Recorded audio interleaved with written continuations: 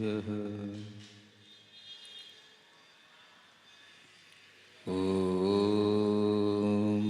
नमः सिद्धेभ्यः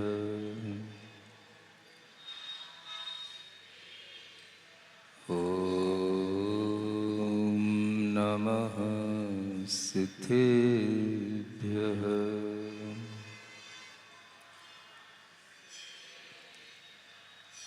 तीन लोक में चार हैं, मंगल शरण व श्रेष्ठ, अरहत सिद्ध व साधुगण, धर्म जैन जग ज्येष्ठ। तीर्थंकर जिन देव की, जिन वाणी को ध्याय, सार्वधर्म संक्षेप से कहूँ चित्त हुलसाय। देवादिदेव आदिम तीर्थंकर श्री ऋषभनाथ भगवान की, वर्तमान शासन नायक श्री वर्धमान महावीर भगवान की, परम पूज्य आचार्य गुरुवर श्री विद्यासागर जी महाराज की जय बोलिए। अरहम ध्यान युक्मिणीता मुनिवर श्री प्रणम्य सागर जी महाराज की नमोस्तु गुरुदेव। नई छेड़ाला के माध्यम से आप सभी लोगों को आत्मधर्म की सम्यक दर्शन की कुछ विशेषताएं बताई जा रही थी। मोक्ष मार्ग जहाँ से प्रारंभ होता है वह आत्मा का सम्यक श्रद्धान कहलाता है, और वह सम्यक श्रद्धान अंतरंग से उत्पन्न होता है।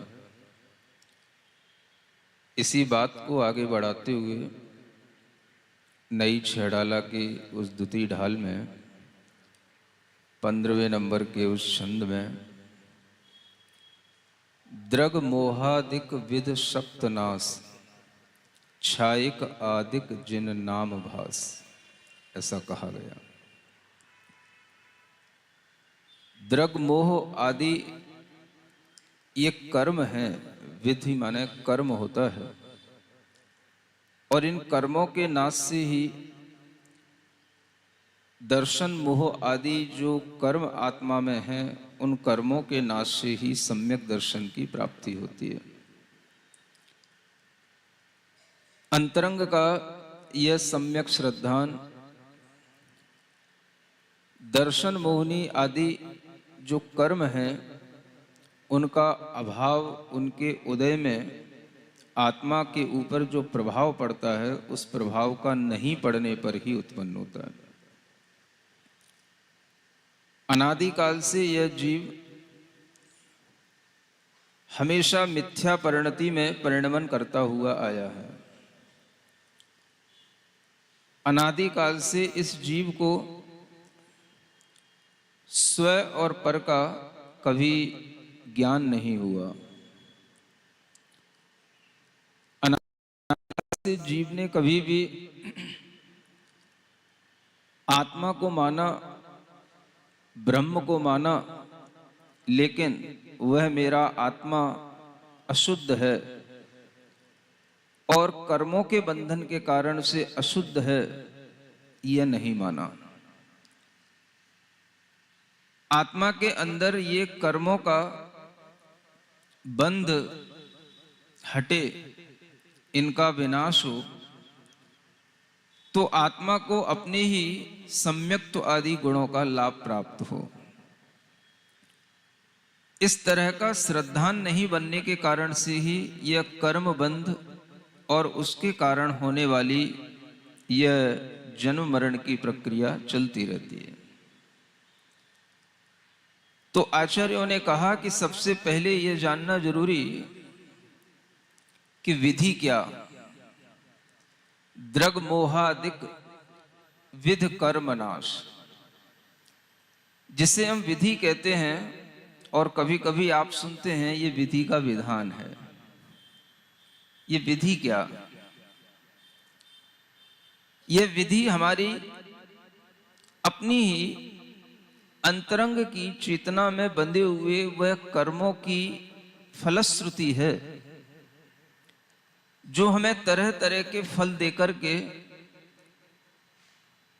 हमारे ज्ञान में नहीं आकर के भी वह कर्म के फल जब हमें प्राप्त हो जाते हैं और हम उन कर्म फल को भोग लेते हैं तो हमें पता पड़ता है कि यही विधि का विधान है। जब भी विधि की बात आती है, विधि की बात आती है, तो हम किसी ना किसी अदृश्य वस्तु की तरफ जाते हैं। कुछ अदृश्य रूप में हमें वह विधि का विधान दिखाई देता है। वह अदृश्य भाव हमारे लिए कभी अच्छे संयोग भी उत्पन्न करा देता है और कभी हमारे सामने प्रतिकूल संयोग भी ले आता है। न चाहते हुए भी हमारे सामने कई तरह की घटनाएं और दुर्घटनाएं हो जाती हैं। यह जब हमारे देखने में नहीं आता, जब हम अपने आगे पीछे ऊपर नीचे देखते हैं तो हमें कुछ समझ नहीं आता कि ये सहसा हमारे सामने क्या उपस्थित हो गया, तो हम इसको विधि का विधान कह करके आगे बढ़ जाते हैं। ये विधि किसका नाम है? तो हम इसको एक शक्ति भी कहते हैं। किसी ईश्वरीय शक्ति की तरफ भी देखते हैं, किसी ब्रह्म शक्ति की तरफ भी देखते हैं, और कभी कभी हम इसको अपने अंतरंग में छिपी हुई किसी शक्ति का प्रतिफल भी देखते हैं। यह अंतरंग में छिपी हुई शक्तियां हैं या बाहर से कोई हमारे लिए कुछ कर रहा है, इस बारे में जब हम विचार करते हैं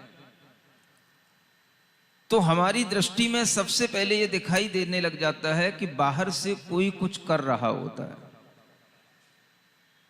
हमें बाहर से कोई अचानक से सहायता करने